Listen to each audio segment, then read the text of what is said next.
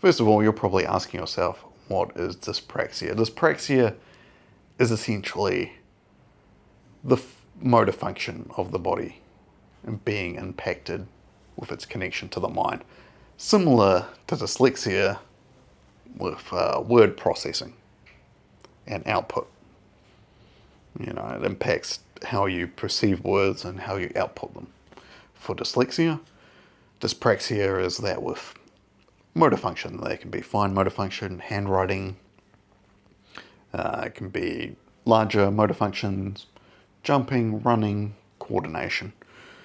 It can be mouth movements, just having trouble saying certain words or certain syllables or whatever it may be.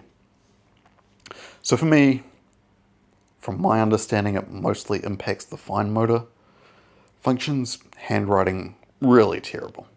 Really terrible as a child. And I grew up in a time a little bit before we got now. Now there's a lot of devices in the classroom and stuff.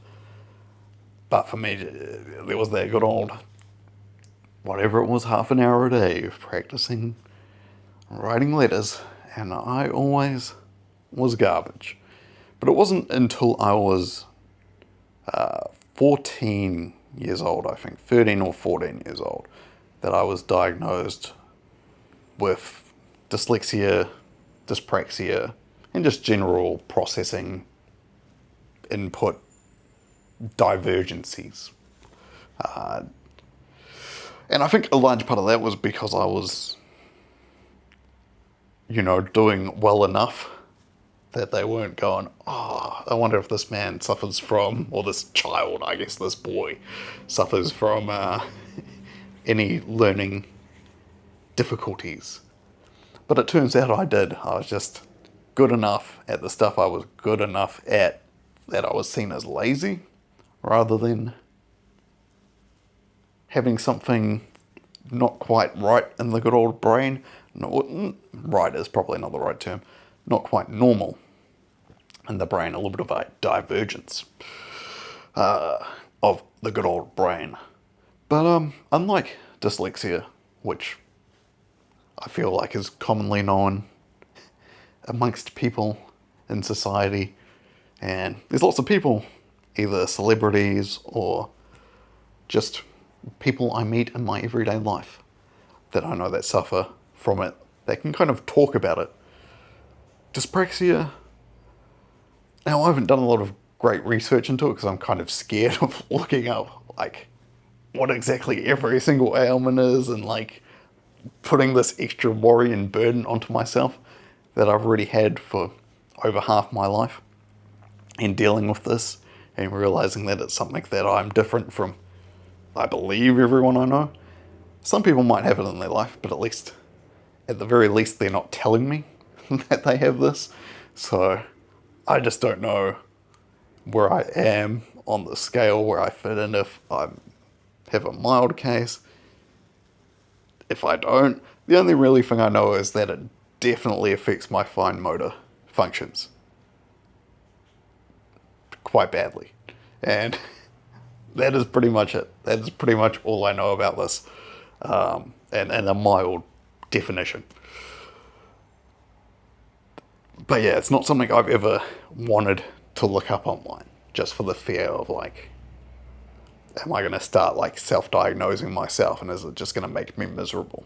And I haven't met anyone in my personal life who suffers with this. So it's very hard in that sense to know how it impacts me, because I've just had this my whole life. So this is normal to me, and I don't know how I diverge from other regular people outside of just the basics of my handwriting is not great, and that is not because I'm lazy, but because I suffer from, my brain not quite getting the good old muscles in my hands working perfectly well. And I don't know if it affects my gross motor function as much. I manage to do quite athletic things at times, I'm clumsy at times, but I'm not sure if that's from the dyspraxia or if that's just me being clumsy. But there's also moments where I feel like I'm above average athleticism, and so it can't be affecting me that much in my mind, but maybe it is. I don't know. And then speech, I think it probably has impacted that. I struggle with the TH and the F. So my free, the number free, and free as in something is free, as in it doesn't cost anything, sound very similar, unfortunately. But I try my best at times to go free, like really sound it out. But yeah, that's just been something that I imagine is also from the dyspraxia. But yeah, I don't know. I guess this is just a video that I want to put out there to create awareness. And to maybe find some people that also have dyspraxia, or are friends of people that have dyspraxia, or family has dyspraxia, and maybe just get a better understanding of what this is. Maybe at some point I don't know, maybe I'm going too far out there into the future now, but maybe at some point I'll make a little documentary on this to try and get awareness about what it's like to suffer from dyspraxia, maybe interview some people who actually know some stuff about this, interview people who are suffering from it, and kind of process through what I'm going through at the same time. But right now, I'm still a little bit scared. Even putting myself out there that this is such a challenge in my life is kind of terrifying. Admitting that I have this in such a public place. Like, obviously, a lot of my best friends and my family know that I suffer from this. But I imagine you wouldn't think that I suffer from this. You might not even know that I suffer from dyslexia. You probably wouldn't know. But yeah, I guess with the dyslexia in comparison, I know that it's easy to work out that, at least for the reading, the input, I was above average reading age when I was tested. I think I had a 16-year-old reading level, so a bit more advanced. So I was able to input what was written, even if it was like a little bit scrambled or whatever. But it's the output for me that I know that I struggle with that. But with dyspraxia, apart from knowing that my fine motor is heavily impaired with my handwriting, I don't know much more beyond that. And to be fair, I've still been able to achieve a lot in life. I'm university educated. I have a bachelor's degree in communication. And so I've been able to overcome these difficulties. And a lot of that was, I think, in high school, I got into being able to choose what subjects I wanted to do. Gone to media studies, absolutely love that. And I think that improved my media literacy, but also my general literacy. In that I was able to, I always enjoyed reading as a child or whatever, but I was able to look at themes and character development and, language that's used and all that kind of stuff in written text better through looking at all that kind of stuff in film. And so that was always fun. And then having that creative side, which I still have nowadays, is also lovely to have.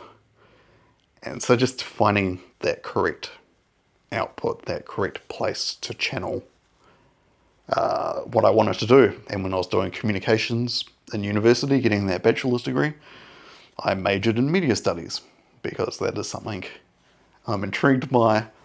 Love filmmaking, love that kind of creativity, whether it's from film, television, video games, just anything of the audio-visual medium. Podcasting nowadays is another one that's taking off.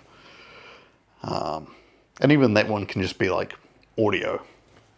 production, and that kind of is covered in media studies as well at times.